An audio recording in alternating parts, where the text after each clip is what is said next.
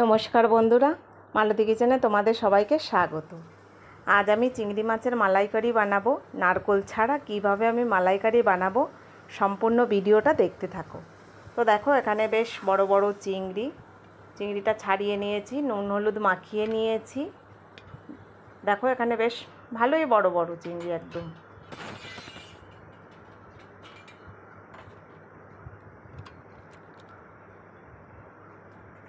এবার প্রথমে চিংড়ি মাছগুলো আমি হালকা করে একটু ভেজে নেব। বেশি ভাজলে না চিংড়ি মাছ শক্ত হয়ে যায়, তাই বেশি ভাজবো না, হালকা করে ভাজবো।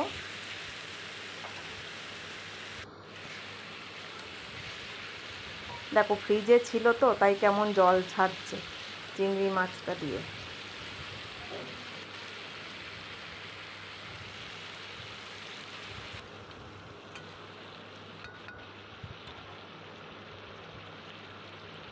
তাই বেশি এই জলটা টানাবো না। জল টানালে কি বলো তো, চিংড়ি মাছটা আমার বেশি ভাজা হয়ে যাবে, ওই শক্ত শক্ত হবে। আমি এই জল অবস্থায় আমি নামিয়ে নিচ্ছি।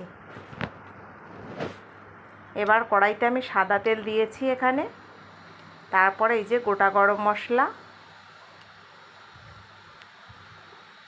তেজপাতা দিলাম। আমি খুব এক গাদা ফোড়ন দিইনি, কারণ আমার ঘরের লোক চেঁচামেচি করে এই ফোড়নগুলো গালে পড়লে। আর এখানে গ্রেট করা পেঁয়াজ আমি দিয়ে দিয়েছি।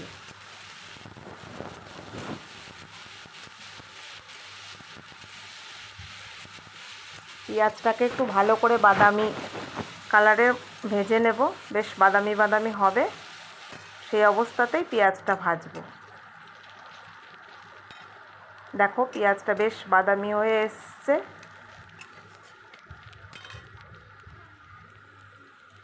আমার পেঁয়াজটা ভাজা হয়ে গেছে। এখানে দেখো ধনের গুঁড়ো, জিরের গুঁড়ো, নুন, হলুদ, একেবারে সমস্ত মশলা দিয়ে দিলাম, সাথে লঙ্কার গুঁড়ো একটু দিয়ে দিয়েছি। এবার জল দিয়ে নেড়ে নেব।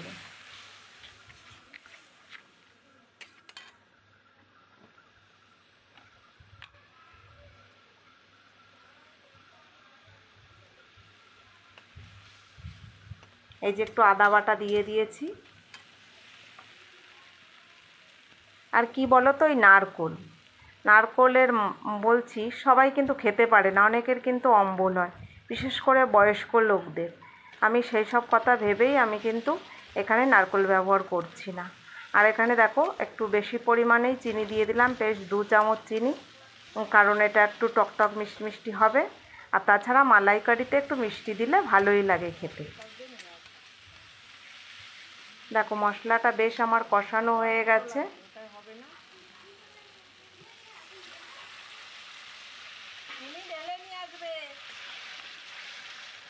এবার এখানে আমি 200 গ্রাম দই দিয়ে দিয়েছি।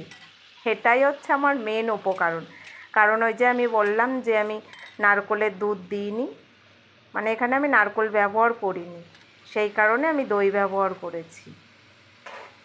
তো বন্ধুরা, যাদের যাদের নারকোল খেলে সমস্যা হতে পারে, মালাইকারি খেতে ইচ্ছা করছে, কিন্তু এইভাবে করে একবার বানিয়ে খেয়ে দেখতে পারো, খারাপ হয় না, ভালোই লাগে খেতে। আমার বেশিরভাগ এখন এরকমই করা হয়।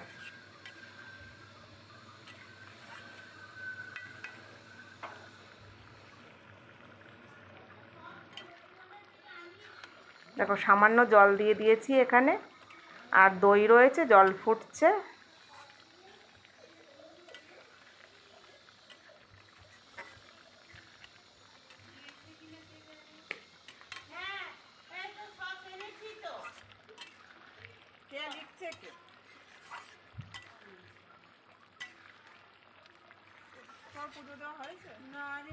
আমার চিংড়ি মাছের মালাইকারি দেখো প্রায় রেডি।